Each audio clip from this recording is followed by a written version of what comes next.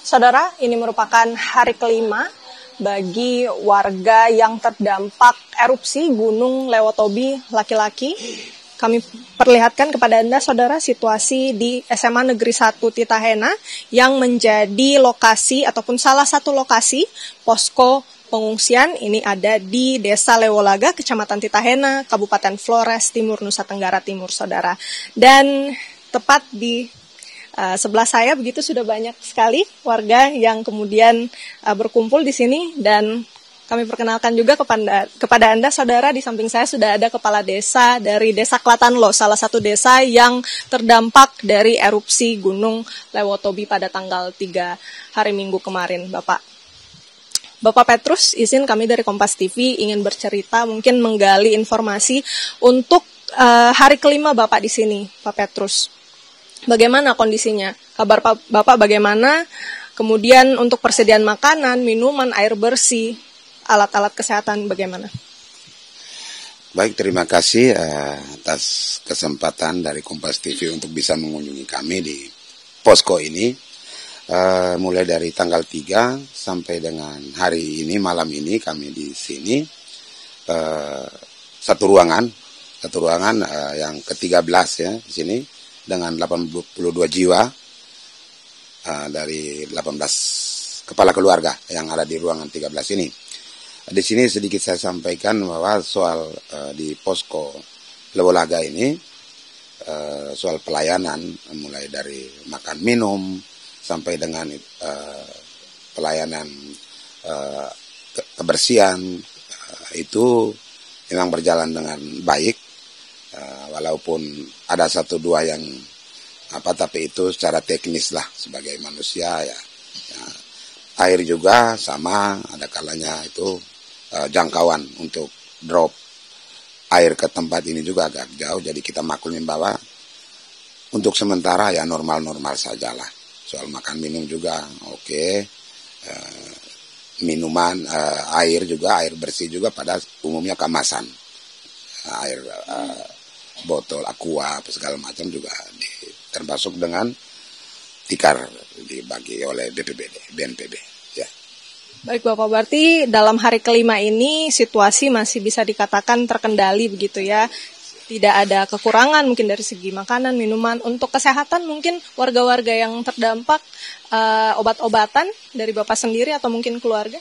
Oh ya, kalau untuk obat-obatan atau kondisi ya kesehatan kami rasa masih juga terbawa dari desa kami yang terdampak, karena selama mau 1 tahun kan hirup udara yang tercampur dengan abu belerang, jadi kebanyakan batuk pilek itu rutin.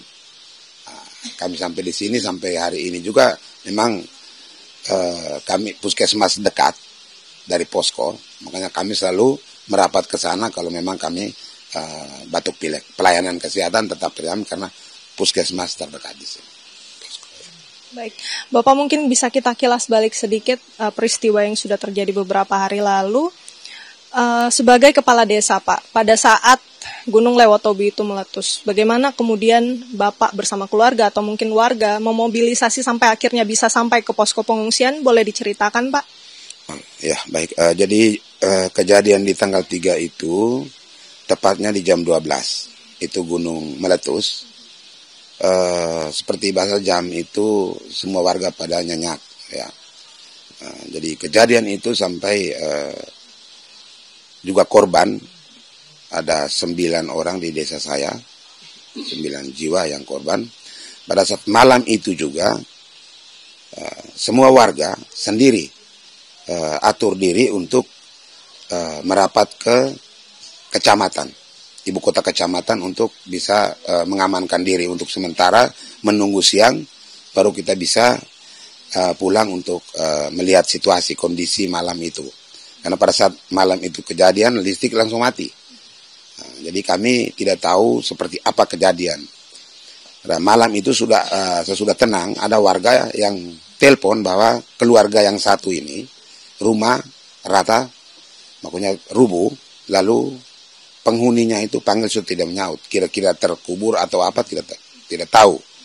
Tapi memang pagi-pagi saya dari ibu kota kecamatan langsung ke titik lokasi benar adanya bahwa mereka tertimbun. Nah, untuk warga malam itu sudah hitung saja kampung sudah kosong. Mereka sendiri yang ambil inisiatif untuk merapat ke kecamatan. Jadi untuk memobilisasi itu susah. Paginya baru kita dapat perintah bahwa harus ke titik-titik posko yang diatur oleh pemerintah. Itu mulai dari Konga, Bokang, Gerong, ya Lewolaga. Makanya pada saat itu kebanyakan kami memilih ke Lewolaga. Akhirnya agak jauh dari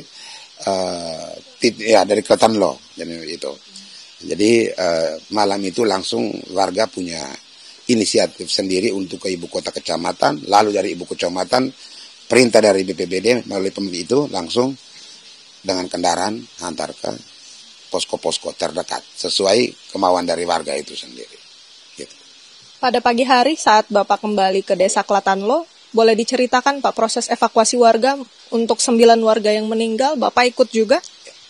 Siap, jadi sesudah kami di ibu kota kecamatan duduk tidak tidur ya di pinggir jalan sampai jam 5 menunggu siang, baru saya bersama istri lari ke tempat kejadian. Nah, sampai di tempat kejadian benar adanya bahwa rumah memang betul-betul rubuh, dan di sini saya pada saat itu kami hanya beberapa orang, lalu saya mulai mencari. Nah, memang temukan dari beberapa anak itu dengan cucu temukan, tetapi yang orang tua itu belum. Kurang lebih jam 7 baru tim dari kabupaten turun 7 pagi. Dari tim SAR, Tagana, dari BPBD, pokoknya semua turun untuk kami mulai sama-sama untuk membongkar bangunan untuk bisa mencari korban. Dan itu berlangsung sampai jam 1. Kenapa? Karena pada saat 1 yang dari korban itu ibu dari dalam rumah itu memang dia dalam kedalaman tertimbun tanah runtuhan. Jadi di situ yang kesulitan tim untuk prosesnya agak sedikit lama. Nah, pada saat itu semua sudah dievakuasi di atas, sudah diambil semua. Di sini terpaksa kita melalui kesepakatan karena memang juga aturan bencana. Nah, jadi kita kuburnya satu liang, satu lubang saja untuk 5 orang. Sedangkan 3 orang, itu 1 mama dengan 1 anak, keluarga dari Momere, ambil untuk kubur di Momere, termasuk Suster Nicolin, juga dibawa ke Kewa. Sedangkan Yois Witin, itu dibawa ke Lewotobi untuk keluarga makamkan di Lewotobi. Ya Pak Petrus, mungkin bisa digambarkan kepada kami Pak, bagaimana betapa besar itu material yang dilontarkan oleh Gunung Lewotobi, lalu kemudian Bapak akhirnya harus mengangkat batu-batuan tersebut untuk mengevakuasi warga. Ya. Jadi sesudah kejadian kami juga bingung, dia semacam bom ya, kalau kita lihat macam bom ya. Dia sampai di tanah langsung pecah, masuk dalam baru pecah itu tanah, maka tanahnya naik ya, itu kita lihat. Jadi lewat kita tanya di PGA pengamat gunung, yang itu semacam batu cair ya, batu cair yang pijar. Jadi kalau dia kena tanah itu dia langsung pecah itu yang dia kedalaman tergantung dari besar atau kecilnya itu batu cair itu. Berapa meter itu Pak Bapak lihat sebesar apa? Ya kalau yang di rumah yang korban itu diameternya kurang lebih kedalaman saya 2 meter ya, 2 meter lebih kedalaman itu. Sedangkan diameternya ya kurang lebih, pokoknya besar sekali ya, dia turun langsung pecah. Jadi yang rumah roboh itu karena dorongan dari tanah itu. Sampai fondasi semua juga patah habis itu. Itu dorongan dari tanah, langsung tanah geser kayak gitu. Yang kami juga bingung ya, seperti apa itu. Bukan batu juga, batu kita tidak lihat. Kalau batu ada masih kan, ini tidak. Nanti tinggalnya itu panas sampai 2-3 hari tetap asap di dalam lubang itu. Kita pegang masih itu.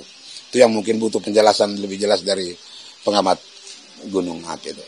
Pak Petrus, mendengar cerita Bapak dari penemuan yang kemudian begitu parah ya, yang ditimbulkan dari material yang jatuh, kemudian Bapak di sini juga kan tidak selamanya pasti ingin berada di pengungsian begitu. Rencana relokasi yang sudah dikomunikasikan kepada Bapak sebagai Kepala Desa Klatanlo seperti apa? Rencana relokasi, ya secara pribadi juga sebagai Kepala Desa, saya amat sangat setuju ya, sama setuju lagi. Dalam arti, bikin saya melihat ke depannya untuk anak cucu. Karena namanya gunung di bawah, gunung berapi ya. Pada saat-saat tertentu tetap seperti ini. Lalu apakah kita terganggu terus? Jadi saya sepakat dengan pemerintah bahwa relokasi untuk kami warga terdapat itu menurut saya terima baik demi keselamatan anak cucu ke depan. Seperti itu ya. Respon dari warga Bapak dari Desa Klatanlo seperti apa? Ya, untuk respon dari warga banyak pro kontra juga sih. Tapi ya kita belum tahu persis karena proses mensosialisasikan kan belum ya. Nah, kalau sudah ada wacana dari pemerintah untuk ada tempat lalu apa, baru kita turun ketemu dengan warga, lalu kita sampaikan seperti apa, tanggapan balik seperti apa, baru kita bisa tahu bahwa sedikit atau banyak yang pro kontra, kita baru tahu di situ. Untuk sementara kita belum bisa tahu tentang masyarakat mau atau tidak, kita belum ya. Tapi kalau bisa diberitahu begitu ya Pak, kira-kira hunian yang seperti apa yang Bapak dan warga inginkan untuk mengganti rumah-rumah yang tentu sudah rusak di sana? Ya, kalau hunian itu, kalau yang didambakan warga itu intinya yang pantas lah, dalam arti terima kunci lah, kalau bisa, ya kan, makanya kita tinggal masuk karena jujur kami ini semua material yang itu banyak yang sudah tidak punya, baru-baru saja kan kebakaran ya, rumah-rumah terbakar, sekolah-sekolah kan seperti itu. Jadi kalau memang itu ya sampai tuntas, intinya warga terima kunci. Ya toh.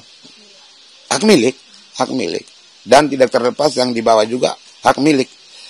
Nuran hewannya juga bukan itu menjadi tidak bisa, harus masyarakat pemiliknya kan punya sertifikat. Kami boleh pindah di tempat baru, tapi di bawah tetap hak kami untuk kami bisa ya gitu. Ya. Terima kasih Pak Petrus untuk waktunya.